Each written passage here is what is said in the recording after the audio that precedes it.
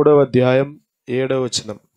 మరియు యెహోవా ఇట్లనెను, నేను ఐగుప్తులోనున్న నా ప్రజల బాధను నిశ్చయముగా చూచితిని. పనులలో తమ్మును కష్టపెట్టు వారిని బట్టి వారు పెట్టిన మొరను వింటిని.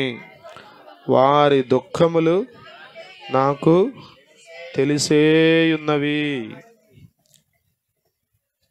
చూడండి, దేవుడు మోషేతో మాట్లాడుతున్నాడు. స్తోత్రం, హల్లెలూయా. మనం ఆరాధించే దేవుడు మాట్లాడే దేవుడు. ఆమేన్, హల్లెలూయా. మాట్లాడని రాయివి చెట్టువు నీవు కావు, మాట్లాడని రాయివి చెట్టువు నీవు కావు, మాట్లాడే దేవుడవు నీవు, మాట్లాడే దేవుడవు నీవు. హల్లెలూయా. మోషేతో మాట్లాడుతున్నాడు. ఎవరి గురించి మాట్లాడుతున్నాడు? ఇశ్రాయేలీయులను గురించి మాట్లాడుతున్నాడు. హల్లెలూయా, హల్లెలూయా. నా ప్రజల బాధను నేను, ఎవరు ప్రజలు అంటే వాళ్ళు చెప్పండి? ఇశ్రాయేలీయులు అనగా దేవుని ప్రజలు. ఎంతోమంది జనాంగం ఉన్నారు. అందరికంటే స్వల్పంగా ఉన్న ప్రజలు ఇశ్రాయేలీయులు. అందరికంటే అల్పంగా ఉన్న ప్రజలు మన రాష్ట్రం అంతా కూడా ఉండదంట. ఇశ్రాయేల్ దేశం అర్థమవుతుందా? మన దేశం అంత కాదు, మన రాష్ట్రం అంతా కూడా ఉండదు. చాలా తక్కువ జనాభా ఉన్న దేశం. కానీ ఆశ్చర్యం ఏంటో తెలుసా? దేవుడు వారిని కోరుకున్నాడు. స్తోత్రం, హల్లెలూయా, హల్లెలూయా, హల్లెలూయా. ఎంతోమంది ఉన్నారు ప్రజలు. కాజగ్రామాలు ఎంతమంది లేరు? ప్రభు మనల్ని కోరుకున్నాడు. హల్లెలూయా.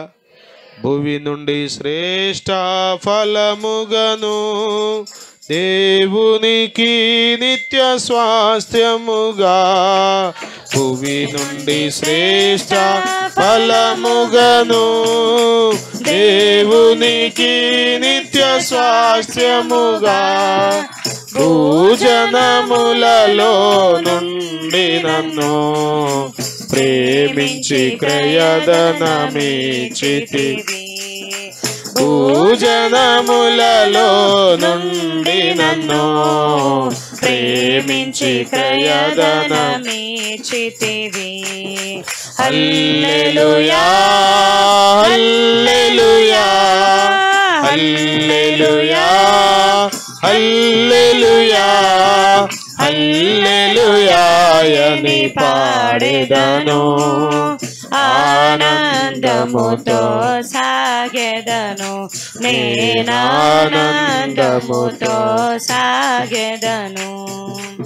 ఎవరు పాడని గీతములు యేసుతో నేను పాడుటకై, పాడండి చప్పట్లు కొడుతూ. ఎవరు పాడని గీతములు యేసుతో నేను పాడుటకై, హేతువు లేకై ప్రేమించన్, యేసుకు నేనేమివ్వగలన్, హేతువు లేకై ప్రేమించన్, యేసుకు నేనేమివ్వగలన్.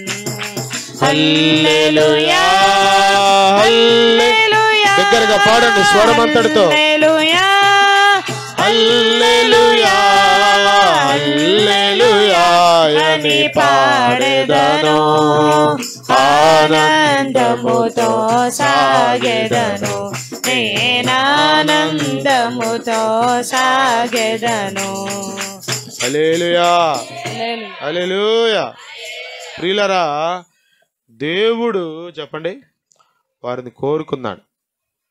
ఇటు వచ్చి కూర్చున్నాను, ఇక్కడ ఉంది ప్లేస్ రా అంటున్నాడు. నిశ్చయముగా నేను నా ప్రజల బాధను చూచితిని. ఎవరంటే వాళ్ళు? నా ప్రజలు. బా స్తోత్రం, హల్లెలూయా, హల్లెలూయా. కదా ఎమ్మెల్యే గారు మా వాళ్ళండి అందరు అనుకోండి. ఎస్ఐ గారి దగ్గర ఏమంటారు వాళ్ళు? ఎస్ఐ గారు ఏం చేస్తాడు?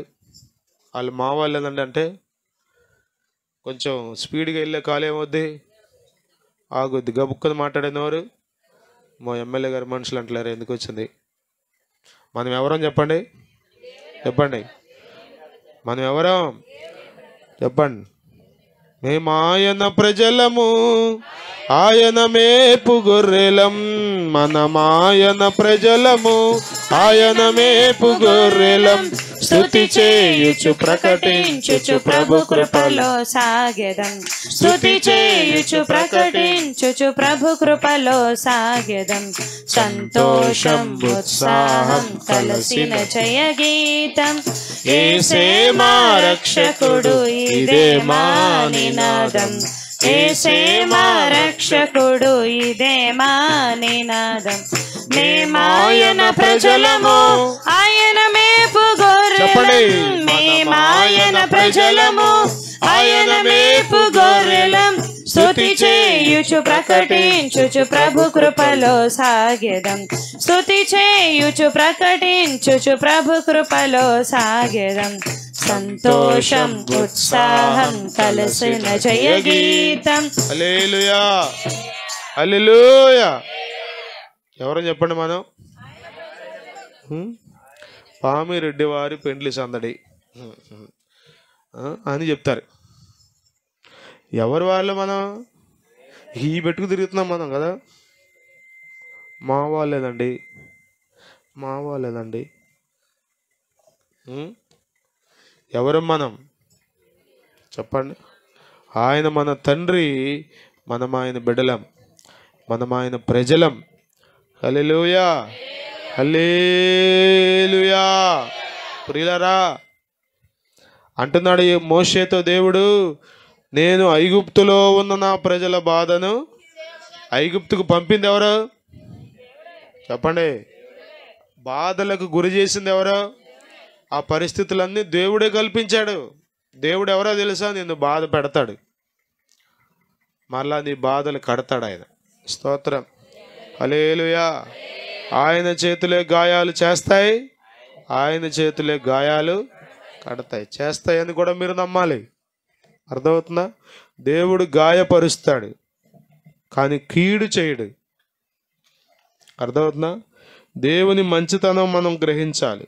స్తోత్రం, హల్లెలూయా, హల్లెలూయా, హల్లెలూయా. చూడండి వాక్యంలో హోషేయ గ్రంథం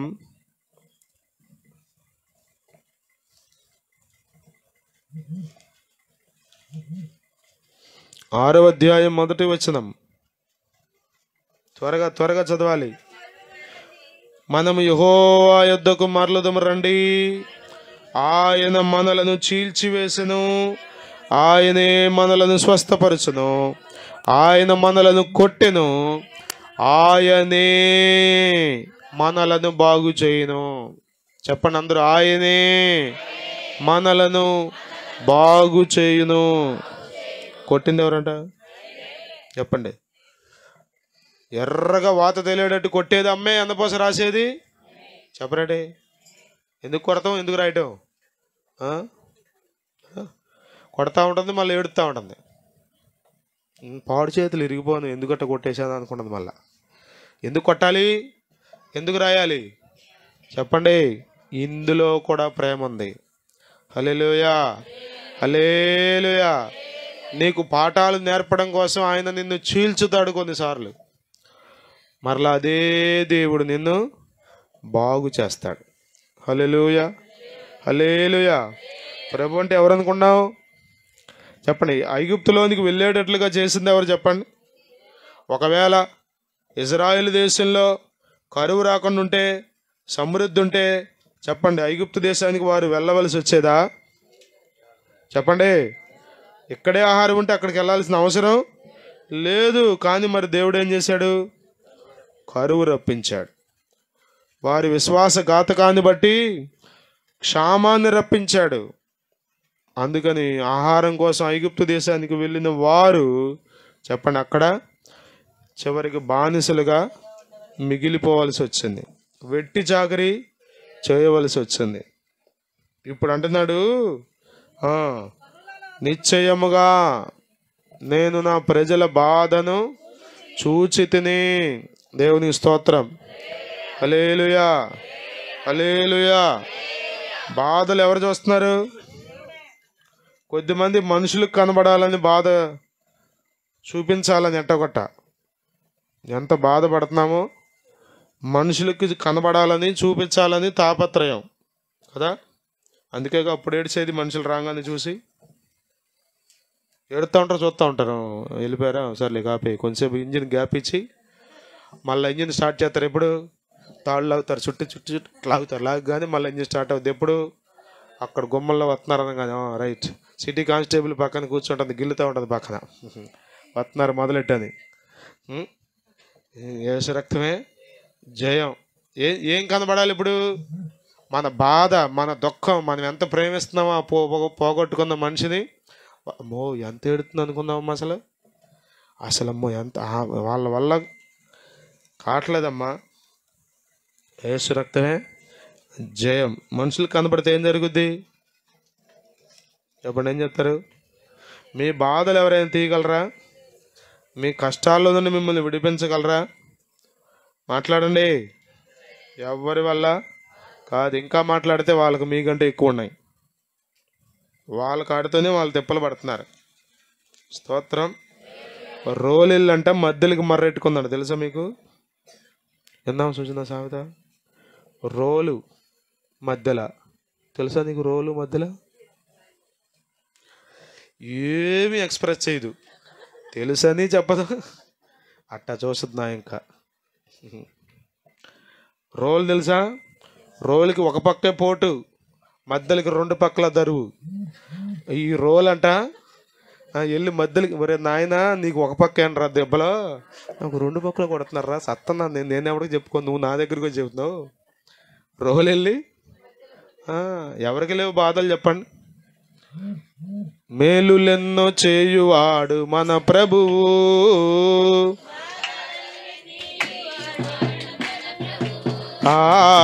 మేలులెన్నో చేయువాడు మన ప్రభువు, బాధలన్నీ తీయువాడు మన ప్రభువు. ఇలాంటి ఈ ప్రభువు మరి లేడు ఈ భువిలో, ఇలాంటి ప్రభువు మరి లేడు ఈ భువిలో. హల్లెలూయా, హల్లెలూయా, హల్లెలూయా, హల్లెలూయా, హల్లెలూయా, హల్లెలూయా, హల్లెలూయా, హల్లెలూయా. ప్రభు యేసుని పూజించేదం, అనుదినము ఘనపరచేదం. ప్రభు యేసుని పూజించేదం, అనుదినము ఘనపరచేదం. హల్లెలూయా. యోబు గ్రంథం 5వ అధ్యాయం 18వ వచనం చూడండి. యోబు గ్రంథం 5వ అధ్యాయం 18, 19 వచనాలు. ఆయన గాయపరిచి గాయములను కట్టును, ఆయన గాయము చేయును, ఆయన చేతులే స్వస్థపరచును. మీకు అర్థం అవడం కోసం సింపుల్గా చెప్తా. ఆపరేషన్ చేసేది డాక్టరే, కుట్లేసేది ఆపరేషన్ ఎందుకయ్యా? కొయ్యటం ఎందుకు, కుట్లు ఎందుకు అడగండి. డాక్టర్ అని చెప్తాడు, కొయ్యకపోతే బిడ్డ అడ్డం తిరిగింది లోపల, తర్వాత నువ్వు అడ్డం తిరుగుతావు, ఇద్దరికి కష్టం. యేసు రక్తమే జయం. కోసేది ఎవరో, కుట్లేసేది ఎవరో? మాట్లాడే. ఆయనేనా? మీరు వాక్యం వింటేగా ఎక్కడో ఉంటారు. చెప్పండి. కూర ఉడికిందో లేదో అని డౌట్ కొద్దిమందికి. ఇంటికెళ్ళక ఉడుకుద్దులే, కంగారు పడమాహన్. కోసేది డాక్టర్ గారే, కుట్లేసేది కూడా ఆయనే. గాయపరుస్తాడు. చెప్పండి, ఆయనే స్వస్థపరుస్తాడు. ఆయన చేతులు స్వస్థపరిచే చేతులు. ఆయన హృదయం మన కొరకు ఆరాటపడే హృదయం, మనకు మేలు చేయుటలో ఆనందించే దేవుడు ఆయన. హల్లెలూయా, హల్లెలూయా. విలాప వాక్యములు గ్రంథం చూడండి ఒక మాట. హల్లెలూయా. స్తోత్రం, స్తోత్రం, స్తోత్రం. విలాపవాక్యముల గ్రంథం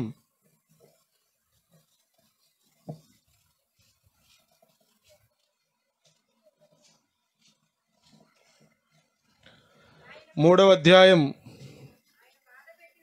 32వ వచనం అమ్మ. రైట్, అదే చదవండి.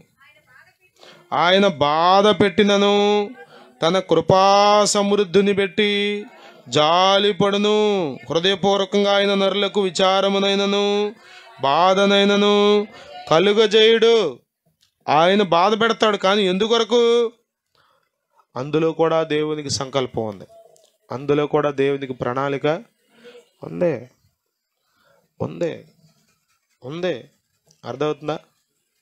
అక్కకి ట్రీట్మెంట్ జరుగుతుంది కదా, ఈ చేతులు నరాలన్నీ భయంకరంగా అయిపోయినాయి, భయంకరంగా వాసిపోయి నల్లగా అయిపోయి.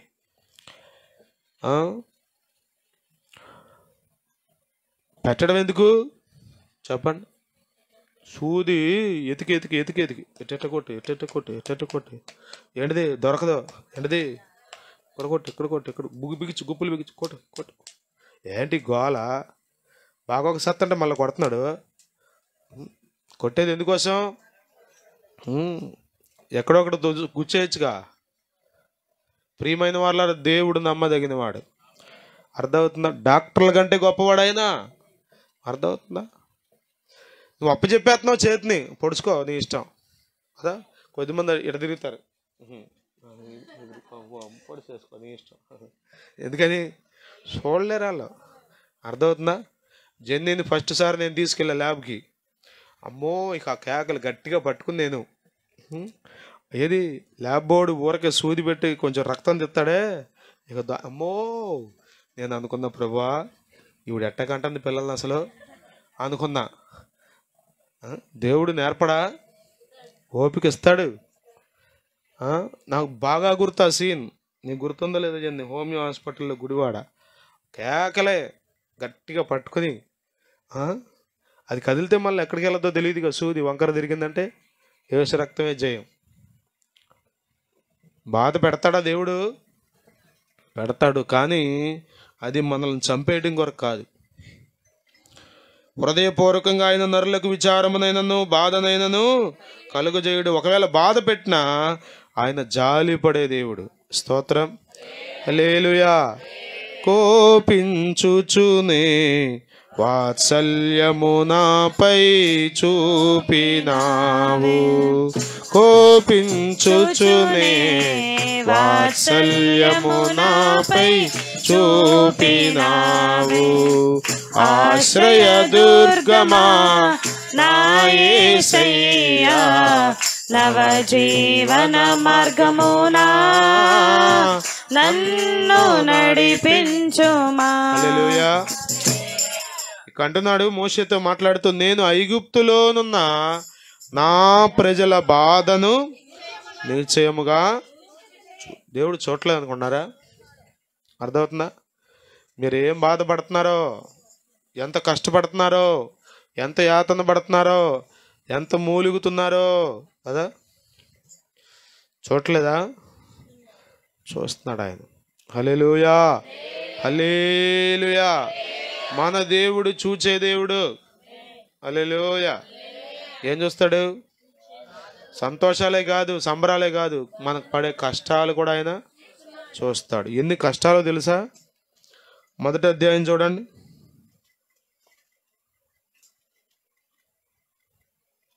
12, 13 వచనాలు చూడండి.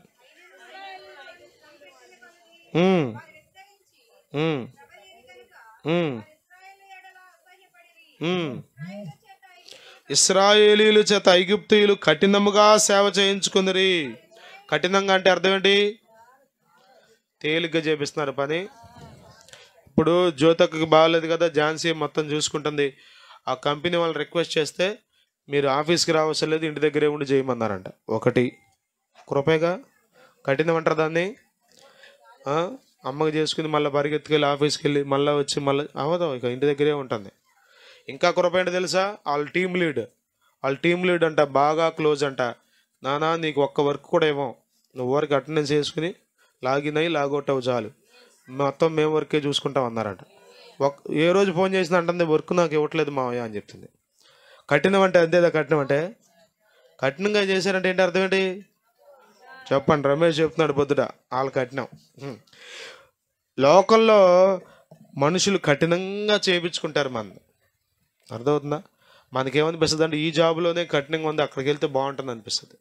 అక్కడికి వెళ్తే చెప్పండి పెనం మించి పొయ్యిలో పడ్డాడంట. పెనం మీద బాగుంటుందా పొయ్యిలో బాగుంటుందా? చెప్పండి. ఈ సామెతలు వస్తే మీకు బోర్డంతా వస్తుంది చదువు. పెనం మీద బాగుంటుందా పొయ్యిలో బాగుంటుందా? చెప్పండి. చాలామంది అనుకుంటున్నారు ఆ అమ్మాయి చూడు ఎంత సుఖపడిపోతుందో, నాకు వచ్చింది ఈ తిప్పలు అనుకుంటారు. ఊరికి ఆవిడ దగ్గరికి వెళ్ళి చూడండి తెలుస్తుంది మీకు. కఠినమైన పరిచర్య అంట, కఠినమైన పనులు ఏం చేస్తున్నారు? 14 వచ్చిన వారు ఇశ్రాయేలీయుల చేత చేయించుకున్న ప్రతి పని కఠినంగా ఉండెను.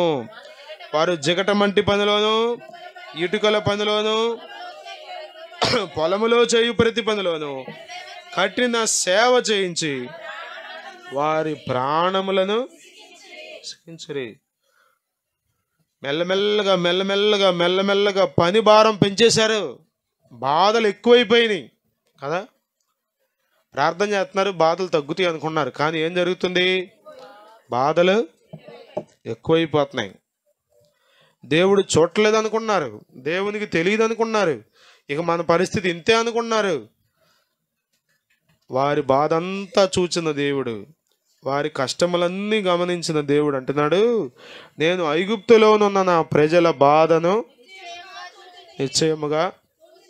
నువ్వు మంచం మీద ఏ మూలుగుతున్నావో, నీ హృదయంలో ఏ బాధ ఉందో, నీ శరీరంలో ఏ బలహీనత ఉందో, నీ మనసులో దేని కొరకు కృంగిపోతున్నావో అదంతా ఎవ్వరికి తెలీదు.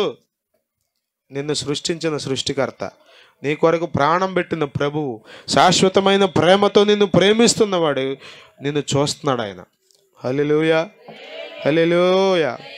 నన్ను చూచువాడా, నిత్యం కాచువాడా. హల్లెలూయా. టైం లేదులే, పాడతారు వెళ్ళేటప్పుడు నా మొహం ఇక్కడ చూస్తారు ఇక మీరు. ప్రభువు చెప్పండి, మీ బాధను చూస్తున్నాడు. చూడలేదు అనుకున్నారా? మీరు వర్క్లో ఎంత కష్టపడుతున్నారో, ఇంటి దగ్గర ఎంత నలిగిపోతున్నారో, కుటుంబ సభ్యుల మధ్యలో ఎలా నలుగుతున్నారో, ఇరుగు పొరుగు వారి మధ్య ఎలా నలుగుతున్నారో, ఎవరి ద్వారా ఎలాంటి అనుభవాలు గుండా వెళ్తున్నారో అన్నీ చూస్తున్నాడు ఆయన. స్తోత్రం. ఉన్నావా, అసలు ఉన్నావా, చూస్తున్నావా అని డైలాగులు ఏమహండి. అర్థమవుతుంది? దేవునితో ఆయన ఉన్నాడు. స్తోత్రం. ఆయన చూస్తున్నాడు. హల్లెలూయా హల్లెలూయా హల్లెలూయా హల్లెలూయా.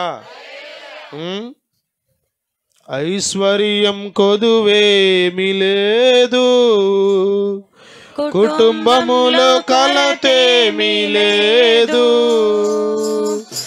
ఐశ్వర్యం కొదువేమీ లేదు, కుటుంబములో కలతేమీ లేదు.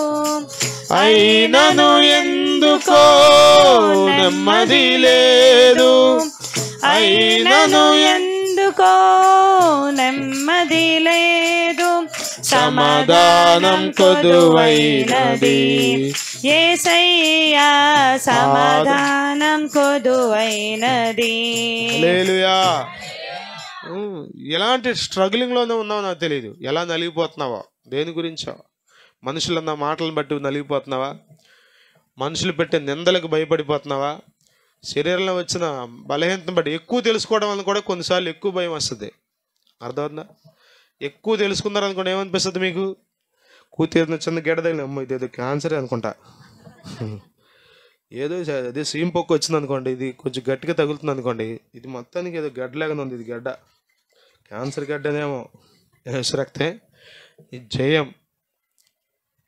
ఎక్కువ తెలుసుకోవటం వల్ల ఎక్కువ భయపడే అవకాశం ఉంటుంది. కొన్నిసార్లు ఎక్కువ తెలుసుకోవటం కూడా నష్టమే అనిపిస్తుంది. ఏమి తెలియనప్పుడు ఎట్లా ఉంటుంది? హ్యాపీగా తిరిగేతో ఏముండదు, ఎంత పెద్ద గడ్డ ఉన్నా. ఎక్కువ తెలుసుకుందాం అనుకోండి, ఆ గడ్డ ఎట్టా అంట, ఈ గడ్డ ఎట్టా అంట, ఆ గడ్డ ఎట్టా అంట, ఈ గడ్డలన్నిటి గురించి తెలుసుకుందాం అనుకోండి, రక్తమే నువ్వు అయిపోవటం ఇక. అర్థమవుతుందా? చాలామంది కరోనా రాకుండా చచ్చిపోయారు భయంతో. కొద్దిమంది కరోనా వచ్చినా అది ఏమి చేయదు అని తెలిసినా కూడా భయపడిపోయి చచ్చిపోయారు. అర్థమవుతుందా? మీ బాధలు చూచే దేవుడు ఒక ఆయన ఉన్నాడు. హల్లెలూయా. ఎవరు లేరు అనుకున్నావా? ఎవరు లేరు, నాకు ఇక దిక్కు లేదు అనుకున్నావా? చెప్పండి. నీ బాధలన్నీ తీసే ప్రభు ఉన్నాడు. నీ బాధలన్నీ చూసే ప్రభు ఉన్నాడు. నీ కష్టాలన్నిటి నుండి విడిపించే ప్రభు ఉన్నాడు. హల్లెలూయా, హల్లెలూయా. నెహెమ్యా గ్రంథం 9వ అధ్యాయం 9వ వచనం చూడండి. త్వరగా 2 మాటలు చెప్తాను, చూడండి, ముగించేస్తాను. నెహెమ్యా గ్రంథం 9వ అధ్యాయం 9వ వచనం. నీతిమంతుడివై అని ఆపిపెట్టి, నీతిమంతుడివై ఉండి నీ మాట చొప్పున జరిగించితివి. ఐగుప్తులో మా పితరులు పొందిన శ్రమను నీవు, నెహెమ్యా ప్రార్థన చేస్తూ అంటున్నాడు, దేవా నీవు నీతిమంతుడు, నీ మాట చొప్పున నువ్వు జరిగిస్తావు. ఐగుప్తులో మా పితరులు పొందిన శ్రమను నీవు చూడలేదు. ఆయన తెలుసా నీకు? తెలీదు, చూస్తున్నాడు. అది ఎవరు లేరు అనుకున్నప్పుడు ఎట్లా అనిపిస్తుంది నీకు? చెప్పండి. కొంచెం కష్టంగా అనిపిస్తుంది. ఇంకేముంది, నేను ఈ కష్టంలో ఎట్లాగే మునిగిపోవాలనుకుంటావు. కానీ నిన్ను చూసేవాడు ఆయన ఉన్నాడని తెలిస్తే గొప్ప ధైర్యం, గొప్ప ఆనందం. స్తోత్రం. హల్లెలూయా, హల్లెలూయా. నలు దిశల నన్ను భయమావరింప నా పక్షమందుంటివే, నాక భయమీచితివే, నాకిక ఆశలు లేవను కొనగా,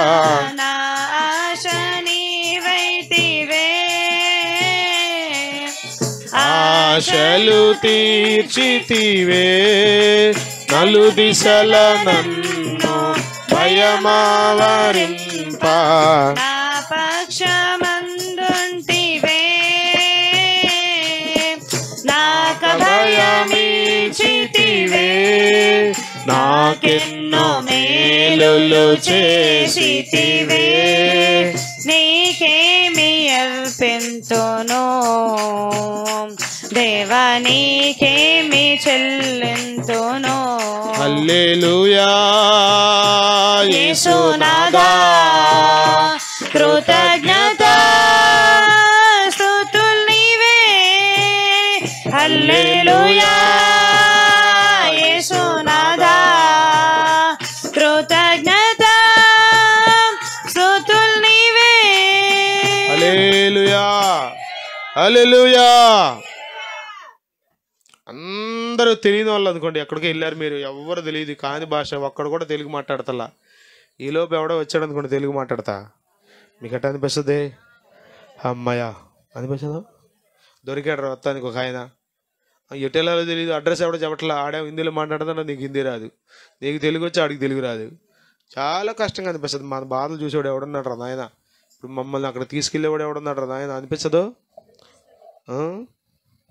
ఎవరున్నారు? అందరూ ఐగుప్తీయులే, అందరూ శ్రమ పెట్టేవారే, అందరూ కఠినంగా పని చేయించుకునే వాళ్ళే, ఒక్కరు కూడా జాలి పడేవాళ్ళు లేరు. ఆ సమయంలో మండుచున్న పొదలో నుండి మోషేతో దేవుడు మాట్లాడుతున్నాడు, ఇదిగో ఐగుప్తులో ఉన్నారు నా ప్రజలు. దేవుని స్తోత్రం. నువ్వెక్కడున్నావో తెలుసు, నువ్వు ఎలాంటి పరిస్థితిలో ఉన్నావో ఆయనకు తెలుసు. హల్లెలూయా, హల్లెలూయా. దేవునికి తెలియదు అనుకోమాక. మరి ఎందుకంటే ప్రార్థన చేసేది? దేవునికి తెలియదని కాదు, దేవునికి తెలియదని కాదు, అన్నీ ఎరిగిన దేవుడు ఆయన.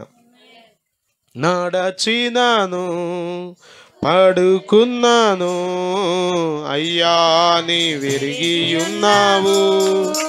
నడచినాను పడుకున్నాను, అయ్యా నీ విరిగి ఉన్నావు. ధన్యవాదం యేసు రాజా, ధన్యవాదం యేసు రాజా. హల్లెలూయా, హల్లెలూయా. పిల్లలు నేను ముగిస్తున్నాను. ప్రభు చూస్తున్నాడు. ప్రభుకి తెలియదు అనుకోమాను, ప్రభుకి తెలియదు అనుకోమాను. ప్రభు అన్నిటినీ ఎరిగినవాడు. 106వ కీర్తన 44వ వచనంలో చదువుతాం, నేను వారి బాధనను వారి వేదనను చూచానంటాడు. అర్థమవుతుందా? నువ్వు నొప్పులు పడుతుంటే నర్సులు చాలా కఠినంగా మాట్లాడతారు కదా. ప్రసన్నక్క నొప్పులు పడుతుంటే చాలా దుర్మార్గంగా మాట్లాడారని అమ్మను బయటకు వచ్చి చెప్పింది నాకు. వాళ్ళ వృత్తి ధర్మం అది.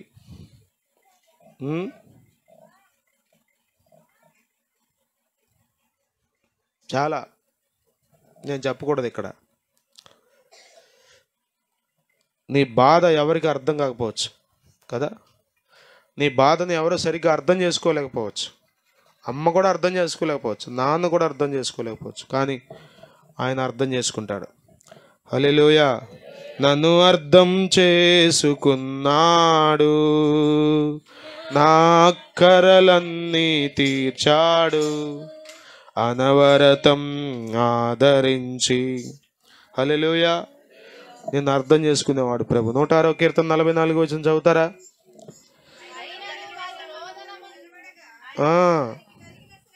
వారికి కలిగిన శ్రమను ఆయన చూచెను. ప్రియులారా, ఈ వచనాలన్నీ నేను మీకు ఎందుకు జ్ఞాపకం చేస్తున్నా అంటే, నిరాశలు ఉండిపోమాకండి. ఇంకేమన్నా నా పరిస్థితికి ఇంతే అనుకోమాకండి. నిన్ను చూస్తున్నాడు ఒక ఆయన. చూసి వదిలేస్తాడు అనుకున్నావా? నీ గతి అట్లా నీ కర్మ అట్లా కాలాల్సిందే అనుకుంటాడు అనుకున్నారా? లేదు, నిన్ను చూస్తాడు. అద్భుతమైన మాట ఏమన్నా తెలుసా? నేను వారి యొద్దకు దిగి వచ్చి ఉన్నానంటాడు.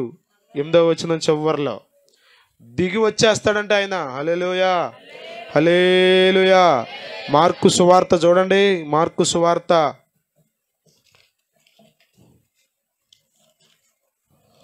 6వ అధ్యాయం 48వ వచనం. అప్పుడు వారికి గాలి ఎదురైనందున దోణి నడిపించుటలో వారు మిక్కిలి కష్టపడుచుండగా ఆయన చూచి, నువ్వెంత కష్టపడుతున్నావు కదా.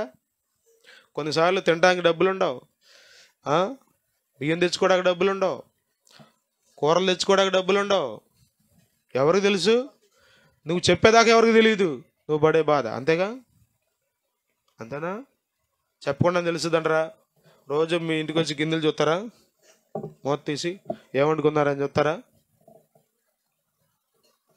వారు దోణిను నడిపించుచుండగా, వాళ్ళు కష్టంగా నడిపిస్తున్నారంట. తేలిగ్గా నడవట్ల బండి, చాలా కష్టం కదా. సాగితే బండి అంట, ఆగితే మొండి అంట కదా. బండిని ఆగితే మంచి వర్షం పడుతుంది. పోయిన సంవత్సరం ఎరగ వర్షం పడుతుంది. మవ్వ మిల్లు దాటిన తర్వాత ఆ శ్మశానాలు ఉంటాయి, ఎక్కడికి వచ్చాక టైర్ పంచర్ అయింది, టప్మని అయిపోయింది. ఇక అసలు ఆ వర్షంలో రెయిన్ కోట్ వేసుకున్నాను, హెల్మెట్ పెట్టుకున్నాను, ఏం ఆగట్లా, తడిసి ముద్దయిపోతుంది. అక్కడి నుంచి నడిపించుకొస్తుంటే ఉందే, కొడుతుంది వాహనం ఎదురుగా. ఆనందరావు ఆపాడు. అనయ్య ఎక్కేసి, అనయ్య నువ్వు బండి అక్కడ పడాయి, నేను తర్వాత బాగు చేస్తా అన్నాడు. నాకెందుకు ఒప్పలా. సరే అని నడిపించుకుంటా మవ్వ సెంటర్కి వెళ్ళేసరికి ఒక 10 సార్లు ఆపుంటా. నేను నడిపించలేకపోయా, కష్టమైపోయింది. కొడుతుంది ఎదురు వాన, బండేమో ఆల్రెడీ టైర్ పప్పు అయిపోయింది, నడవట్లా. ఇక్కడ వేళ కూడా అంట గాలి ఎదురైంది. ధోని నడిపించటం అసలండి కష్టం అంటే ఏంటో మనకు అర్థం అవ్వాలంటే చెప్పండి, ఆ బాట గుండా మనల్ని నడిపిస్తాడు. స్తోత్రం, హల్లెలూయా, హల్లెలూయా. అర్థమవుతుందా? ఇప్పుడు ప్రవీణ్ పాస్టర్ గారు భార్య ఆదరించినట్టుగా ఎవరు ఆదరించగలరు ఇంకొకరిని? ఒక యవ్వన బిడ్డను కోల్పోయిన తల్లి దగ్గరికి వెళ్ళి ఆమె ఆదరించినట్టుగా ఎవరు ఆదరించలేరు. అర్థమవుతుందా? ఎవరికి పైనుండి చెప్పడం వేరు, బాధపడమాకమ్మ, ఊరుకోమ్మ, పరలోకంలో ఉన్నాడులే అమ్మ చెబుతాం, మనమే చెప్తాం. కానీ ఆమె చెప్పింది వెరీ స్పెషల్. ప్రభు మీ బాధలు చూస్తున్నాడు, ప్రభు మీ కష్టాలు చూస్తున్నాడు. స్తోత్రం, హల్లెలూయా, హల్లెలూయా, హల్లెలూయా. ప్రియమైన ఎన్ని బాధలు కలిగినా ప్రభు మిమ్మల్ని చూస్తున్నాడు. అక్కడ రాయబడింది, వారి యొద్దకు వచ్చాడని రాయబడింది మార్కు సువార్తలో. రాత్రి 4వ జామున నడుచుచు, ఎక్కడ నడుచుచు? సముద్రం మీద. చూసి అక్కడ ఉండిపోవడం. చూస్తే ఏం జరుగుద్ది? ఇక ఉండలేడు అక్కడ. మరి 430 ఏళ్ళు ఎందుకు ఉన్నాడండి? వాళ్ళకు నేర్పడం కోసం, విధేయత నేర్పడం కోసం, లోబడే మనసు నేర్పడం కోసం, తగ్గింపు నేర్పడం కోసం. ఆశ్చర్యం ఏంటి తెలుసా? వాళ్ళు అప్పటికి కూడా నేర్చుకోవాలి.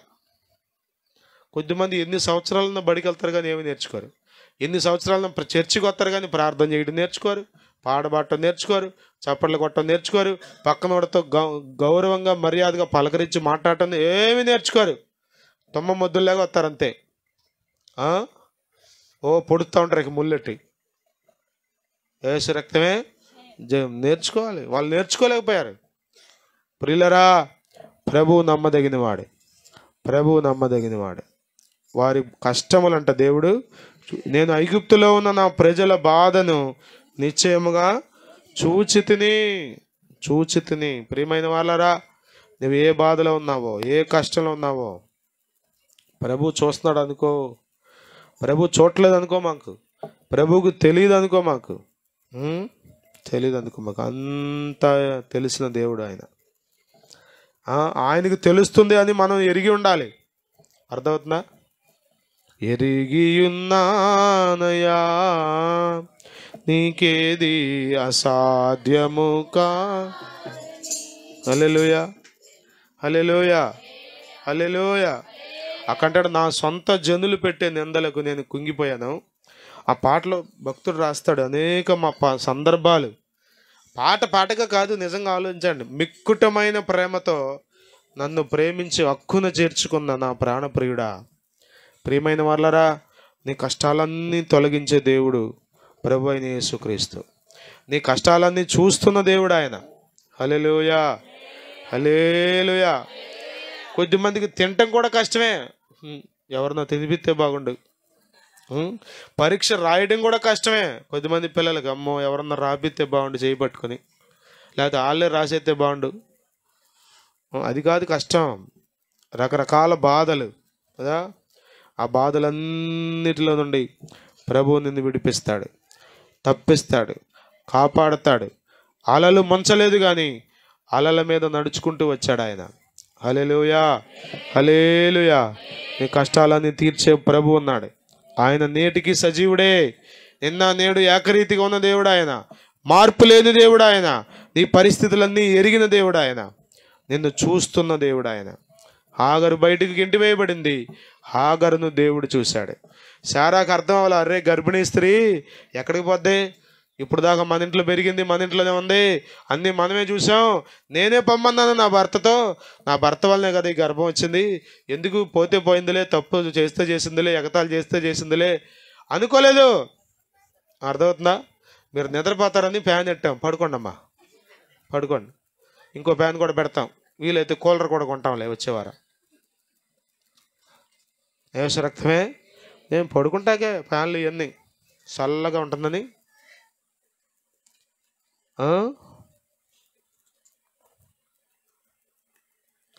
ప్రభు చూస్తున్నాడు. హల్లెలూయా, హల్లెలూయా. ఆయన చూస్తున్నాడనే మాట ఎంత ధైర్యాన్ని ఇస్తుందో.